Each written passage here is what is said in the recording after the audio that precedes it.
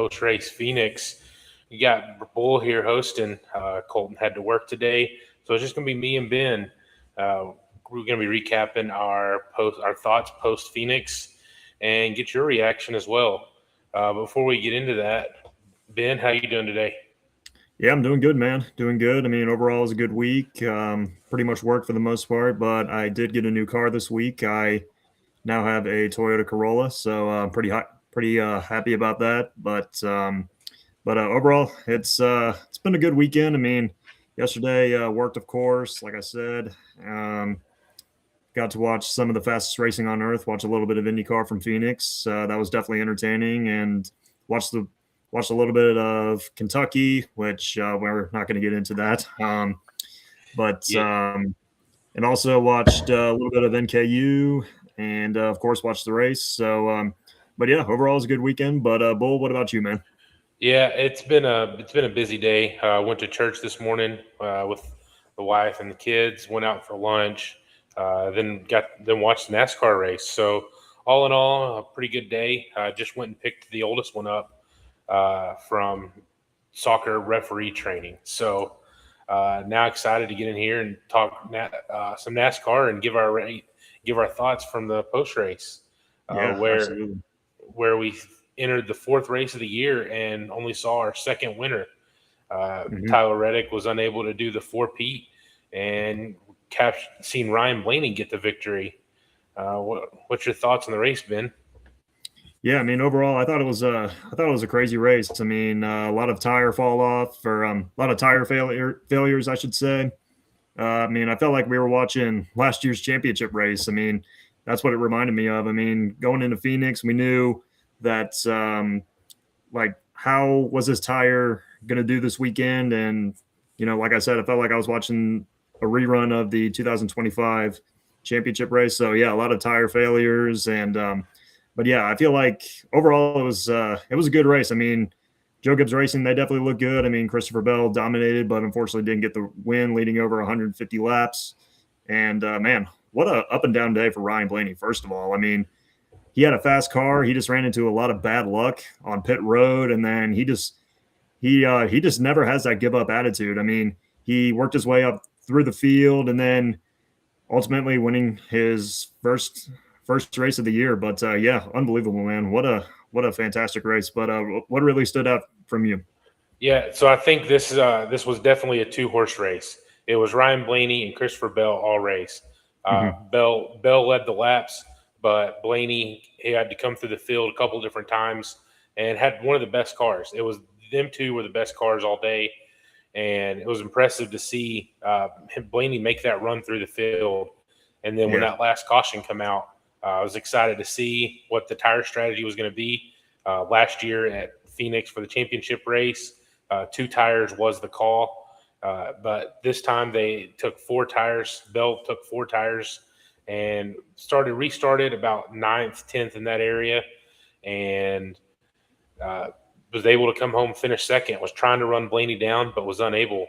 And Hmm. just like Chris Pinnell mentioned, Blaney had Yeah. one of the most impressive races I've seen. He definitely had one of the fastest cars, if not the fastest car today, right behind Christopher Bell. Yeah, yeah. I mean, Chris, I agree with you, man. I mean, I feel like Blaney definitely had one of the most impressive races I've personally ever seen. I mean, like we talked about, he had a fast car today. He had the arguably the best car throughout the race. I mean, just ran into bad luck on pit road, and he had a penalty earlier in the race for pitting outside the box, and then had another mishap on pit road, and just had an up and down kind of day. But at the end of the day, he showed what he can do best was to not give up, and he got his first win of the year, and his second in a row at Phoenix. So yeah, I mean, Blaney, he was definitely impressive today. I mean, I don't know about this, but I think this is probably his most impressive win. What do you think about that, Bull? I I wouldn't say most impressive. I think a couple of those walk off wins at Martinsville to lock into the championship four with the pressure building on that would have to. I'd say that's probably up there as well. But Chris Austin said feels like Larson should have won. I feel like we can't go on without talking about the Chevys today, how Yeah. much they struggled. I know they do have a new body. This is the first, true oval of the year. But what's your thoughts on the Chevys, Ben, and how they handled the race today? Yeah, I mean, obviously going into this 2026 season, I mean, they got a new body on the car, but I feel like this was going to be the first true test because now that we're in the fourth race of the year, we know Phoenix was going to be the time when the season starts, and but yeah, those Chevrolets, I feel like in a way they're still trying to adjust to this new body. It could take them some time, but for example, Hendrick Motorsports, I mean, they just didn't really show up with the speed. I mean, I know Kyle Larson finished third, the highest finishing Hendrick car, but yeah, Hendrick, they just didn't really have the speed like I thought they were going to have this weekend. But yeah, overall, it's definitely going to take some time for them to try to adjust to that new body, and they'll be just fine. What about you, Bull? Yeah, yeah. I was kind of disappointed. I did have Byron in our Fast Five, which we'll get to here in a little bit. I was expecting a good run from them, and I know Harvick mentioned it a few times on the broadcast that the balance is hard to get on these new bodies. So it may take them a little bit of time to see. But today was definitely the Toyota show and Toyota and Blaney show. That's what Mhm. what we all watched today. So before we go any further, we'll recap the top 10. Um, top 10 finish, Ryan Blaney get the win. Christopher Bell finished second. Kyle Larson third. Ty Gibbs fourth. Denny Hamlin fifth. Bubba Wallace finished sixth. William Byron seventh. Tyler Reddick in eighth. Michael McDowell ninth. And Eric Jones rounds out the top 10 with an impressive run today. You got the legacy hat Yep. on today. Yep. Most Ben, definitely. if you kind of recap the race for us and give us your final thoughts on what you thought on the Cup race today. Yeah. So, just get my notes here. I apologize. But yeah, starting off with stage one, obviously Ryan Blaney got the stage win. Then we go into stage two. Christopher Bell got the stage win, and then as we go to our final stage, excuse me. I mean, we saw like a lot of wrecks. Well, I wouldn't say a lot of wrecks. We saw a few wrecks, I should say, on the restarts. One involving AJ Allmendinger, who wrecked Joey Logano, causing a massive pileup, and we also saw another one on the restart caused by Logano. But yeah, I feel like restarts were crazy. Tires were going to be a big question, like we talked about. Kind of reminded me of the 2025 championship race, and but yeah, overall, just the restarts, the tires, and it definitely was Team Penske versus Joe Gibbs Racing. And I feel like all four of the Joe Gibbs Racing cars, I mean, they definitely look strong today. I mean, Denny Hamlin looks strong. Chase Briscoe, he's been strong all season, but he's just been running into a lot of bad luck. I mean, he showed speed in the 500, and even last week at Coda, he had a fast car. He was out front leading laps and had a part broke last week at Coda, but I couldn't remember specifically what happened to the car. But yeah, he's just running into a lot of bad luck, and also he crashed out early today in Phoenix. But yeah, overall, I felt like it was definitely a good race, and Penske, they obviously look strong. I mean, no surprise that Ryan Blaney got the win at Phoenix. I mean, this is his wheelhouse. I mean, Phoenix, when you go to Phoenix, you got to expect Ryan Blaney. He's definitely going to be a factor to win. And even though he ran through a lot of bad luck today, like we talked about, excuse me, he never gave up. He put his head forward and drove through the field, and he was there when it counted, and ultimately getting his first win of the year. But yeah, definitely what a fantastic race. Yeah, I definitely agree. I definitely think it was one of those races. I do think it was a good race. I was excited to see. I liked the tire wear. Ben, what do you think about the tires blowing? I know we've seen a couple drivers have issues with tires blowing, but then we've seen some drivers that didn't have any trouble at all. So does that come Yeah. back to the crew chiefs with the setup? Does that come back with the camber, air pressures? I don't know if you saw it, but Goodyear actually was tweeting out that the tire pressure is what they recommended to run after some of the wrecks today they were taking shots at some of the crew chiefs. I don't know if you saw that Oh, or not. really? Yeah, it was pretty funny. Yeah, So yeah, we saw Kyle Busch as one. We need to mention. I think he had 3 tires blow, and then still was able to come up with a 17th place finish. He was down. He got down down a lap, a couple mhm, different times. Was able to earn his lap back, and still managed a 17th place finish. yeah, yeah. I mean, yeah, that's definitely crazy. I mean, that's interesting that you pointed out that tweet because for some odd reason, I did not catch that on the broadcast. But that's kind of crazy that Goodyear would uh, would do that to the crew chiefs. I mean, you don't really see that ever so often, but yeah, I mean, with the tires and everything like that, that was definitely a crazy one for sure. But yeah, just a lot of tire management, a lot of tire wear. I mean, in a way, as a fan, I don't know about you, Bull, but it was entertaining for sure. Yeah, it was definitely an entertaining race to Yeah, watch. I was trying to see if I could pull up the exact tweet that they sent out. I can't find it right now. I'll have to see if I can find it again in a minute. But yeah, it was definitely an interesting, fun race to watch. I yeah, really enjoyed it. We had mhm, watching Blaney come back through the field a couple different times, and then you had a couple different cars that had long run speed. yeah, Hamlin was one of those that had the long run speed, but he couldn't fire off to save anything. Once everything got warmed up, he was able to get moving and then able to pass some cars. yeah, yeah, absolutely. But just look at a couple of these results right here. I mean, like you mentioned, the top 10. Um, Another driver that I want to point out, Shane Van Gisbergen. I mean, he was another driver that definitely had a rough day. I mean, he had an up and down kind of day. I mean, he spun out twice. Believe he had a couple tires going down here and there, but I mean, he was another driver that battled back to put himself in the best position to get a top 10 there at the end of that race. I mean, ultimately finishing 11th, but I feel like this is a positive to take away from Shane Van Gisbergen. I mean, um, I feel like he was a driver that never gave up, and that was definitely a good showing for sure. I mean, he came back from a lap down and to finish 11th. That was definitely impressive to watch for sure.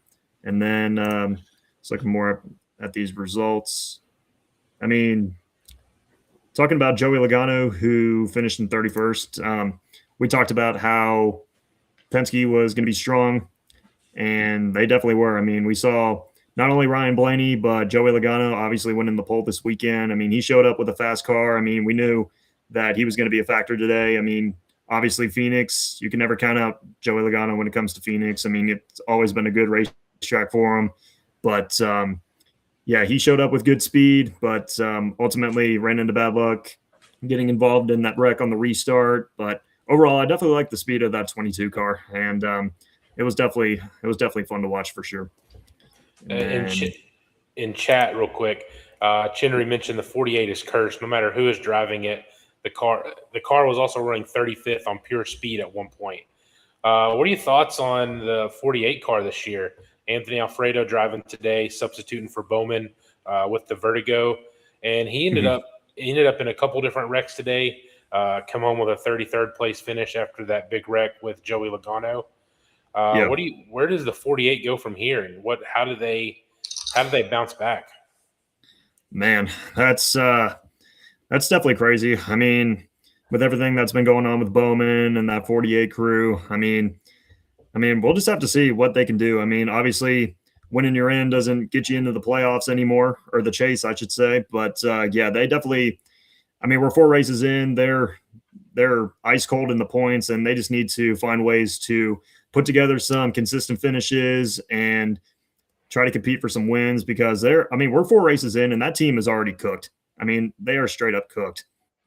So I mean, it's definitely disappointing, I should say. Excuse me, that this is definitely happening with the 48 car, but they definitely they need to get back to the shop and do their homework because they're definitely in trouble. I mean, I know we're 4 races in, we got plenty of season left, but you can't be this low in the points 4 races in, especially when you're driving for a team like Hendrick Motorsports, and they definitely need some work to do. They definitely got to get some work done on that 48 car. But yeah, it's just definitely disappointing for with what they're going through so far. But I mean, there was a time Anthony Alfredo, he didn't look bad in the race. I mean, he was up in the top 20, but ultimately getting caught up in that wreck with Logano and Daniel Suarez. But yeah, it's just it's a mess over there on the 48 team.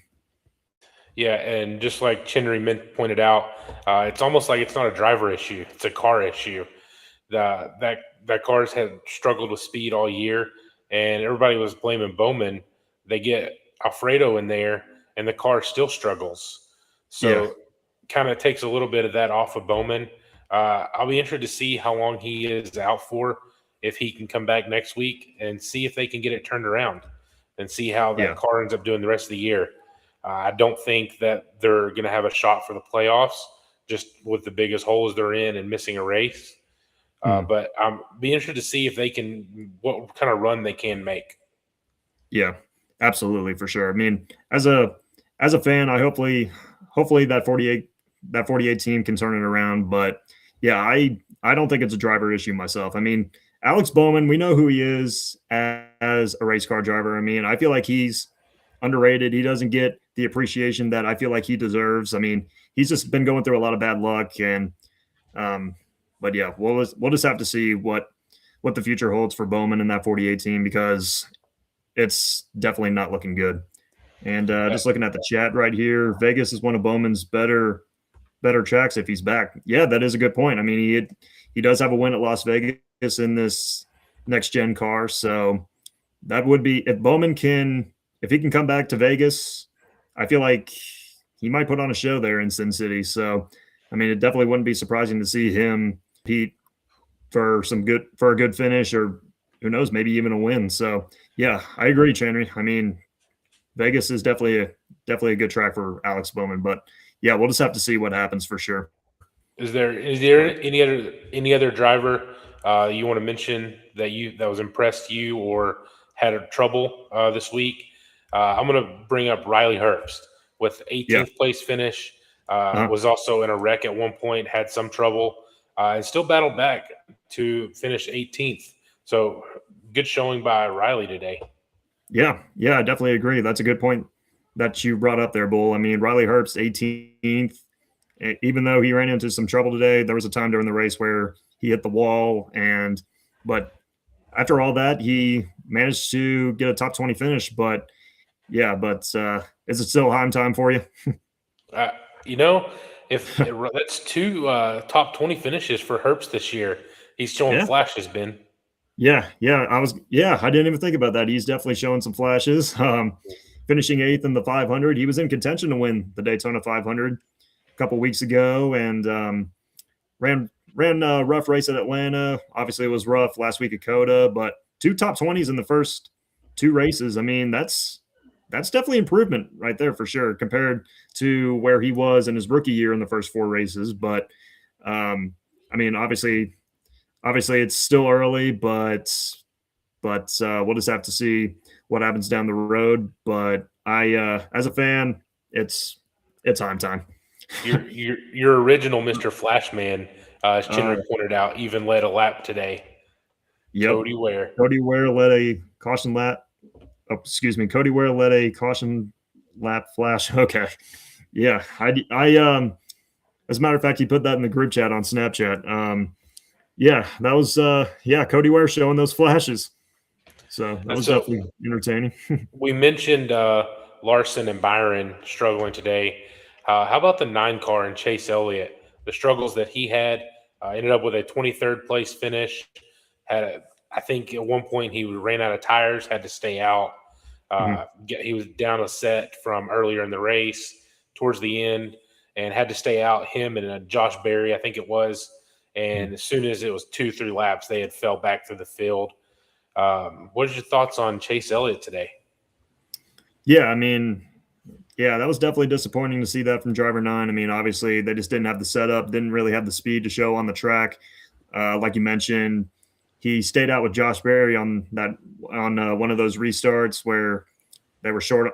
He was short on tires, and um, but yeah, it was definitely disappointing to see Chase Elliott not show up with the speed. But it's only one race. I mean, he's already off to a good start, or a solid start, I should say, to this 2026 season. So, I mean, yeah, it's only one race. I'm not going to worry about Chase Elliott because we know who he is as a race car driver. I mean, he's good on points as of right now, and he'll try to bounce back in Las Vegas. But yeah, overall, I think in a way with the Chevy body that they brought in, like we talked about, like maybe he's still trying to get used to that and all that and whatsoever. But overall, though, I just feel like Hendrick Motorsports as a team, they were just off this weekend. I mean, there was a time throughout the race, a majority of them were running outside the top 10, and I believe Larson, he was like he was running ninth as the highest Hendrick driver, um, but yeah, I just feel like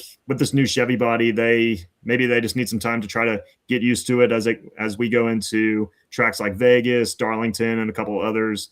But yeah, no reason to panic for Chase Elliott. I feel like eventually he's going to put it behind him and just move on to Vegas, Darlington, and a couple other tracks. But as a whole, Hendrick Motorsports, they just need to try to adjust to this new body and get back to their form because they definitely didn't show that good enough speed. So, but overall, that's where I stand with Elliott and Hendrick Motorsports.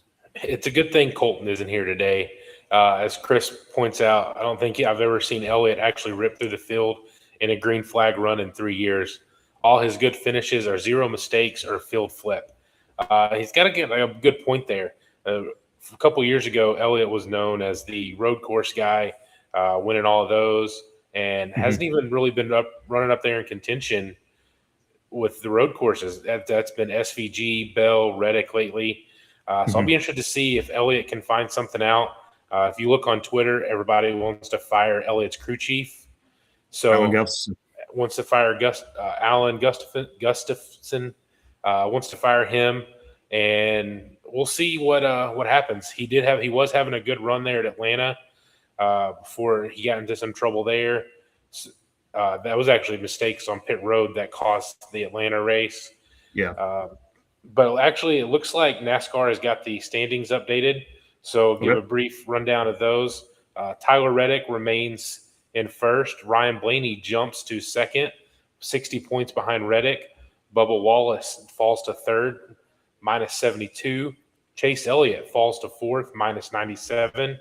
SVG holding fifth strong at minus 109. Christopher Bell jumps up 25 spots to sixth place after his run today. And Joey Logano is in seventh, falls one. Michael McDowell moves up 12 spots to eighth. And Chris Buescher moves up one spot to ninth. And Kyle Larson makes the big jump of 11 spots to round out the top 10 in the standings.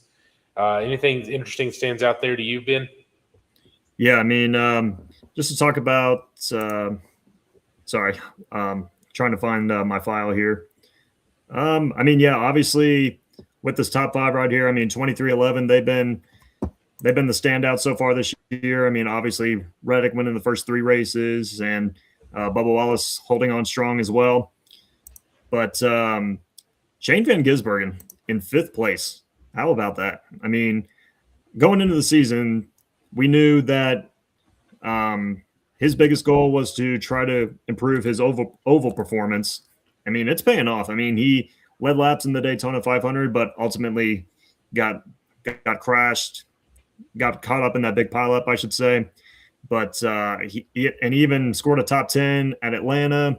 Had a strong run at Coda, finishing second to Tyler Reddick. And obviously, it was an up and down kind of day for Van Gisbergen, as finishing 11th, like we talked about. But he was able to battle back after dealing with a lot of adversity. I mean, he spun out twice, had some tire issues, but he just never gave up. But the first four races, I mean, who would have thought that Shane Van Gisbergen would be fifth in the standings? So I mean, that's definitely impressive for sure. I mean, a guy who is in his second year full time in the NASCAR Cup Series, I mean, he's definitely improving he's definitely improving his craft as a race car driver. I mean, they even said on the broadcast, I think Kevin Harvick pointed out that Shane Van Gisbergen, he's a guy that learns really quick, and he's able to take what he can learn and put it on the racetrack in a short amount of time. So, but yeah, overall, SVG, he's off to a solid start this year, and it's definitely been fun to watch. If I'm Trackhouse and SVG at the start of the season, after 4 races, if I'm in 5th, I am ecstatic. And Chase Elliott, a guy we were just talking about struggling, in 4th place so far in the points. So he's not even down there too far. He technically, I know we're only 4 races in, but he's still in 4th, 97 points back behind the leader. But Christopher Bell, a guy that I want to point out, ran up front most of the day, ended up with a 2nd place finish, and jumps 25 spots to 6th in the points. That's huge. If he can keep that, just kind of shows how early we are in the season. One good run, and how much you can move up. Joey Logano, after his wreck, only fell 1 spot, but you can still see early how big point swings happen. Around another one that I want to point out is Ty Gibbs down in 15th, moved up 18 spots today. And I sent out in our group chat, I didn't know if I was going to be able to do the live show when there was 10 laps left and Ty Gibbs was leading the race. I didn't know if I was going to be able to come on here and talk about Ty Gibbs getting a victory after as much as we've crushed him. Yeah. I mean, it's obviously some good stories in the point standings, but Ty Gibbs, I mean, last 2 weeks have been great for him. I mean, got a top 5 at Coda, got a top 5 today at Phoenix, and that I thought in a way today was gonna finally be the day where he gets his first career victory. But that last restart just didn't work out for him too well. As Blaney, he had fresher tires there at the end, but I feel like the 54 group, I definitely like where they are as a whole right now, and they're showing up to the track with great speed. And I just feel like eventually Ty Gibbs, he's sooner rather than later, he's going to break through to try to get that first career win. Yeah, and it's going to be a dark day on here when he does. I'm going to have to eat a lot of crow. I don't see it happening anytime soon. Yeah. Any final thoughts you've got from the Cup Series race today? Yeah, so I meant to point this driver out. Austin Cindric. I mean, he had a solid weekend. He showed up with a great race car. I mean, showed speed in practice, showed speed in qualifying. But, and even throughout the race, he showed great speed. I mean, he was running up in the top 5, running up in the top 10 every once in a while. I mean, that was one of my biggest questions going into Phoenix. I mean, not only Phoenix, but at some of these short ovals, intermediate tracks that we go to, was what can they do to try to improve from what they did last year? I mean, last year he showed potential on these intermediate tracks. I mean, he led laps at Vegas, the Brickyard 400, but today at Phoenix, he had a good car today. He was running up, like I said, up in the top 5, up in the top 10, and he showed up. He had a great car, and ultimately ran into bad luck on that last restart, or not that last restart, that restart where there was a wreck and he was involved in it. So, I mean, there was definitely some good there was some good feedback to take away from today from Austin Cindric, and I feel like even though they didn't get the results, I feel like moving forward we're going to see more of that in the 2 car, and hopefully they can keep it up, because they if they want to make the playoffs this year, I mean, they got to be up there with their teammates Blaney and Logano to see if they can try to build off their momentum and try to get some feedback from them to see what they can do to try to put together these solid finishes on these intermediate ovals and short tracks and a couple others, because they're going to need it for sure. I mean, it's not only super speedways this year. I mean, he just has to show up consistently every week at these intermediate ovals, which, I mean, Cindric, he's got potential to do it. I believe in him. He's a great race car driver, and I feel like he has the ability to learn. So, but yeah, Cindric, he definitely stood out to me today. Yeah, it's not a slide job podcast episode if Ben doesn't work in a Cody Ware or an Austin Cindric reference. Moving on, the O'Reilly series. We've been wanting to cover that a little more. Did you get to watch that race, Ben? I did not. I went back. I went back and watched highlights. So that race was awesome. Uh, Yeah, Run through the top 10 real quick. Justin Allgaier comes away with the victory. Jesse Love in second. Carson Kvapil in third. Sheldon Creed in fourth. Sam Mayer in fifth. Sammy Smith in sixth. Jeb Burton in seventh. Rajah Caruth in eighth. Corey Day in ninth. And Anthony Alfredo rounds out the top 10. If you haven't watched it, you need to go back and watch at least the final 20 laps with Justin Allgaier and Jesse Love. That was a great race. Carson Kvapil also really impressed me in that race. He had the fastest car at one point. I thought he was actually going to get the victory. Any names in that top 10 surprise you?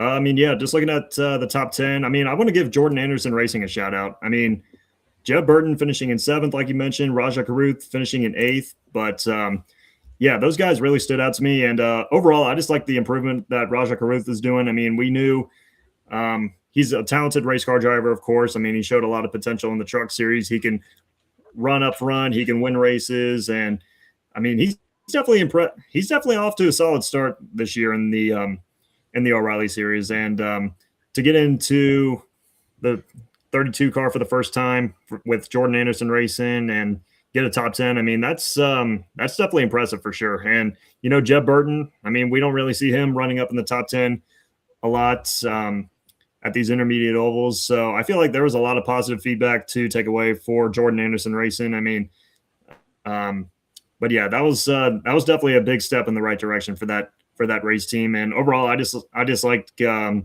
improvement that Rajah Caruth is doing in the Xfinity series or O'Reilly series season, I should say. Excuse me, but yeah, overall, that was definitely cool to see for sure. Yeah, I'll be happy to see Rajah back in the JRM cars and seeing if he could have been up there competing with the JRM cars of Allgaier and Kvapil Saturday night. If you look at the standings, the first 14 drivers are all Chevys. The first Toyota finished 15th. Taylor Gray started on the pole, led some laps. I forget exactly how many. It looks like he led 10 before the Chevy started taking over. And like I said, if you have not watched it, I need to go back and watch that run Allgaier had at the end after that final caution. Him and Jesse Love, Kvapil, Sam Mayer was up there. That was what I really enjoyed watching that race. And looking at the O'Reilly standings, Justin Allgaier is in first, Jesse Love in second, Austin Hill in third, Carson Kvapil moves up to fourth, Sheldon Creed is in fifth, Sammy Smith in sixth, Rajah Caruth in seventh, Corey Day in eighth, Sam Mayer in ninth, and Parker Retzloff in the 10th position, rounding out the top 10 for the O'Reilly standings. Yeah. I mean, definitely some storylines in those standings, but I want to talk about Corey Day for a minute. I mean, he's another driver that's off to a solid start. I mean, going into the season, I feel like he was going to be one of the best prospects going into the 2026 season. I mean, he's definitely top 10 up there for sure. But even though he's made some friends this year, I mean, he took out Connor Zillage at Coda. He took out the Sieg brothers, both the Sieg brothers, I should say, at Atlanta. But I'm definitely impressed so far with what Corey Day is doing so far. I mean, 3 top 10s to start out the year. Like you said, he's 8th in the standings, and I feel like he's showing a lot of growth this year. I mean, he's still got to clean some stuff up. Ben, I got to stop you right there. Showing growth, he's wrecked somebody in every race so far this year. I mean, yeah, I get that point, but he already had to have a talk from Mr. H and Dale Jr. He got the Ross Chastain treatment. I did hear about that, yeah. But you know, in a way, I'm just impressed with the results. I mean, I mean, he's a talented driver. I mean, he's taken some. It's going to take him some time to get used to asphalt racing. I mean, we obviously know that he's a dirt racer, but yeah, he just needs to clean some stuff up, and eventually he's going to be just fine because I believe in Corey Day. But yeah, overall he's going to be fine. Yeah, I agree with you on some of that, but I can't say that Corey Day is. I can't agree with you on Corey Day showing some growth. If Mr. Hendrick has already had to talk to you after 3 races, wrecked Zilich at Coda, had trouble at Daytona, Atlanta. So I don't know if I can say that Corey Day is showing growth. Yeah, I mean, you gotta. I mean, yeah, you definitely have. Yeah, you definitely have a point right there. Sorry to cut you off, but even though he's getting good results, that is a good point that he needs to learn from his mistakes and all that. But if he does that, he'll be just fine. But a guy that I want to bring up is the 17-year-old Brent Cruz in his second O'Reilly Series race. Rounded out, ended up finished with an 18th place finish on Saturday. But he showed good pace, good car control, really impressed me, especially at 17. I can't wait till get him more experience. Get him. I don't think he gets to race next week. He does turn 18 in April, so he'll get to start racing every race then. I think he has to miss next week, and I think that is the last race that he has to miss. So I'll be excited to see what he can end up doing once he gets in that car full time. Yeah, for sure. I mean, Brent Cruz, I mean, he's definitely a fun racer to watch. I mean, at 17 years old, he has impressed so far in the NASCAR O'Reilly Series. I mean, just going back to Coda last week. I mean, he was up front leading 5 laps, and he didn't even look like a rookie that day. I mean, he looked like he looked like a veteran out there. I mean, he showed a lot of potential. I mean, but yeah, he definitely has a bright future for sure. I mean, even though he finished 18th in Phoenix, like you mentioned, Bull. I mean, he definitely showed a lot of potential. I mean, he had a top 5, top 10 car, but yeah, that he's definitely going to be fun to watch for sure. And yeah, just looking forward to watching him more and more as the season progresses because yeah, I feel like he's definitely going to learn and grow for sure because this guy, he is a top prospect in NASCAR, and yeah, he's definitely fun to watch, and I just can't wait to watch him more as the season progresses. But overall, it's been a solid start for 17-year-old Brent Cruz. Yeah, I'm really impressed. If you have not been watching the O'Reilly Series, I know I've said it a few times on here. I said it last year. The O'Reilly Series and the Truck Series are my favorite series to watch. Seeing these young kids, some of them get out there, will it. I love watching those, and I look forward to continue watching in those later on. Any final thoughts for O'Reilly before we move on to our Fast Five? Yeah, just to talk about Joe Gibbs Racing real quick. I've just got to find it in my notes. I apologize. But obviously, we talked about Brent Cruz, and I mean, with the solid start that he's off to, and but in a way, I just feel like Joe Gibbs Racing in the Xfinity Series, they've been off as a whole. What do you think about that? It is early. Yeah. I feel like, and there's not as many. There's not as many Toyotas in the field. It is full of Chevys in the O'Reilly Series, and I think that may play some factor into it. I'm not worried about Joe Gibbs Racing long term. They've got the money, they've got the support, and I think they're going to be okay. Yeah, I would agree. I mean, Brent Cruz, I feel like he's going to be just fine. I mean, Brandon Jones, I mean, he's obviously the veteran there. I mean, he's an experienced race car driver. I mean, he's off to a sluggish start this year, but we're 4 races in, no need to panic. And William Sawalage, I mean, I feel like he's shown some growth this year in the first 4 races, but even though he's young, he's 18 or 19 years old, but he's definitely going to get better as the season progresses. And but you do make a good point. I mean, there's not a lot of Toyotas in the field. I mean, it's pretty much taken up by Chevrolet. I mean, I think Junior Motorsports, obviously, RCR with Love and Austin Hill and Jordan Anderson Racing. But yeah, I feel like it's too early to panic for Joe Gibbs Racing. I mean, eventually they're going to turn it around as the season progresses, and those guys, they're going to be up front, they're going to be leading laps, and they're going to compete for some wins. I mean, yeah, no need to panic for sure. But yeah, I feel like that's pretty much all I got on the O'Reilly series.